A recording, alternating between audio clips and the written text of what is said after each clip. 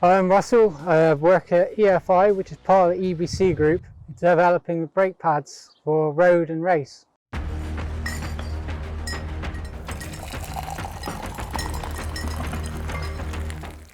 I've been working at EFI for about 5 years now. I work on all of the organic compounds. You might have heard of them: yellow stuff, blue stuff, and even the new racing materials, RP1 and RPX. Developing all the materials, so we develop them to a high standard that you're known to expect. We use the dynamometer to rigorous testing to ensure the best performance.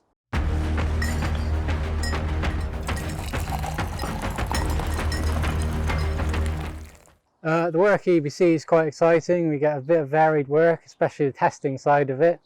The development side of it is interesting. We try new formulations, new materials, to try and stay at the peak of performance that we can get.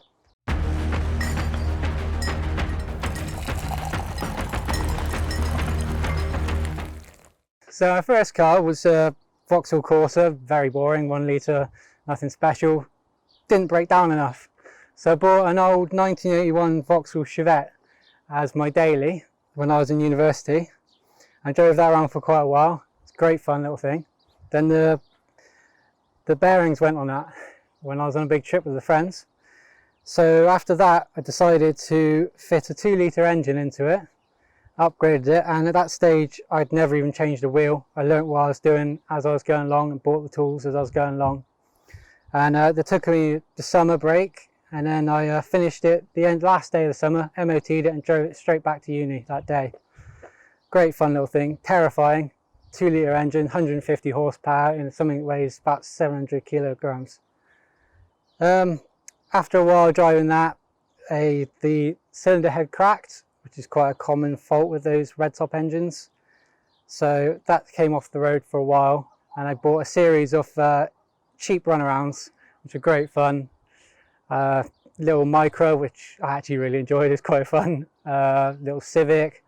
And then I graduated uni and I bought an old Audi 80 estate, and I took that and drove it around Europe for about a month, sleeping in it, living in it. It was great fun, up in the mountains. Didn't break down at all. It was a lovely little thing. But yeah, got rid of that after I got back and got into my MX-5s. I bought a Mark 1 MX-5, a silver one, not this one. Crashed that on some ice, and then bought another one, this one. Took the engine out of the other one, so I've got a spare engine, spare rear diff, spare gearbox, everything spare, so this will keep me going for a while. And that's my lovely little run around. I take this on the track, do auto solos in it. It's great fun to drive. After that I bought a Golf estate, took that around the Alps a few times. It's nothing, it's just a Mark III, wasn't great. And I thought I'd get a cooler estate, so I bought this Mercedes. It's the 300 TD diesel engine, built like a tank, great little thing. Ran it on vegetable oil for a while, which I shouldn't have, regret that. And then I can't remember what year, but I did a Zombel rally with some Polish friends, where we took an old Polonez from Poland to Sicily, and well, originally from Ireland, so we went to Ireland, then drove to Poland, and then drove to Sicily and back to Ireland. And I saw a lot of old vans that were very cool, and I got the idea to buy an old Polish fire truck at that stage, because I thought it would be a cool alternative to the VWs that are quite expensive these days.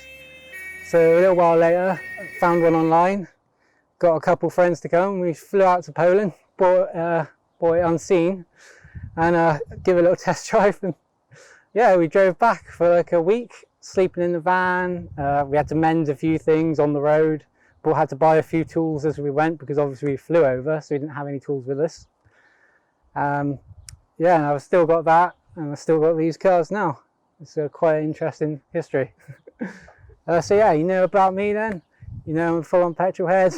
I'm developing materials, and if you have any questions, contact EBC. You might get hold of me, or I might get hold of you if we need some help with testing.